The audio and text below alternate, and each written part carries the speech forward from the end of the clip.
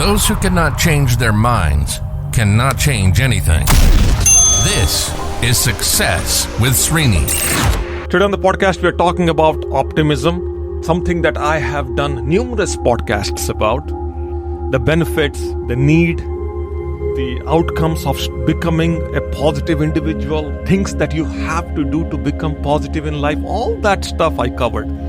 But today's podcast episode is a little different in the sense that I'm sharing a little bit of the science, the aspect of science in optimism, and some research information, something that I did not share before. Harvard School of Public Health did a research, and they believe the research, they surveyed about 70,000 women over a period of 8 years as a part of the study, and they found out that 31% of that pool of women will end up living longer because they are optimistic. They have an optimistic approach towards life. Very important. Now there are several other studies like this, and we don't need a study to become excited about the topic of optimism. Now, let's understand how optimism from a scientific standpoint works. This is something that I recently found out. 50% of our optimism, the way our brain works, is genetics. It comes from the genes. 40% is us through our work, by reading a book, having a good conversation, working with the right people in the right environment, interacting, just feeling good about ourselves and looking the world with a positive frame of view. That's where the 40% comes from. And then 10% is through others, giving to us. So you going and giving a motivational talk, inspiring someone, as a result of that, a certain level of optimism is instilled in them. So all that is 10%. Now, at the core of all this is that you got to view the world from an optimism frame. Okay? Now, let's understand, you've seen movies coming out, and you see how academies, different movie industries, they do award functions and they give awards to themselves, to the actors, the directors. So is true in companies too, in the corporate structure too. People get awards, rewards.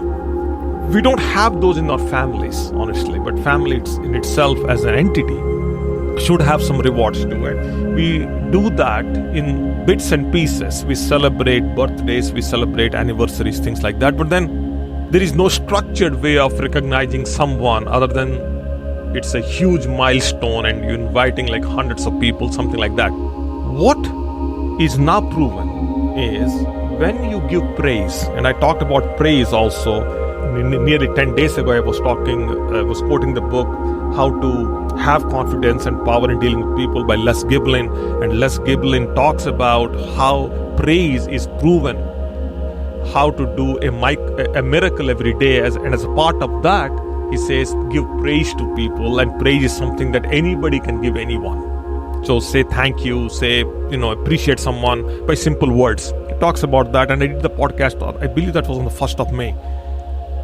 We know now that praise, awards, money, love, all kinds of recognition, and all kinds of these things, they impact the brain.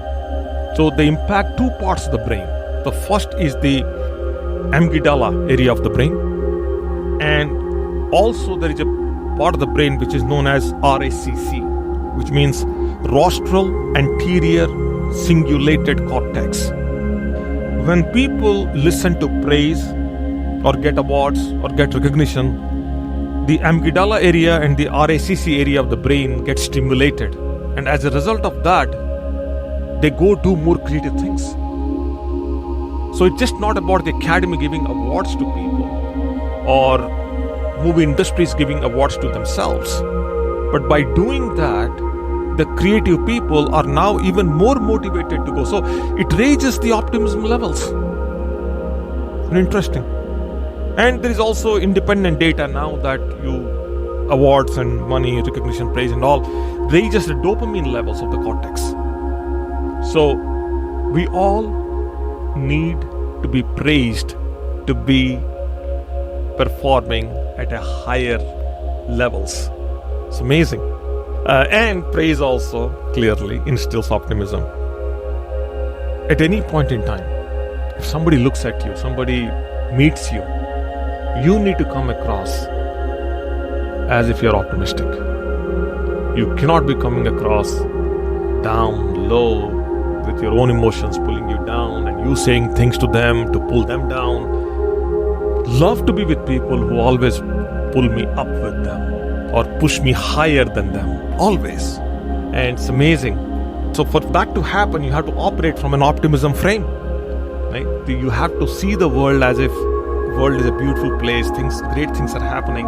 Not all the negativity and everything that's constantly coming at us through the media. We need to look at the world as if amazing things are happening. Nature is playing its role. Creation is happening. The world, amazing things are happening. With that frame, when we happen to life, obviously some part of that's going to fall on us. It's natural that we attract some part of that. Okay, that's all. Hope this is helpful. Hopefully you get some ideas from this. Hopefully this is going to motivate you to start seeing the world from an optimism frame and forces you to start making everybody around you optimistic by giving them praise and things like that. So go and start stimulating other people's amygdala and as well as RACC. Okay, that's the message on this podcast. Okay, that's all for now. I'll catch up with you tomorrow. Stay tuned.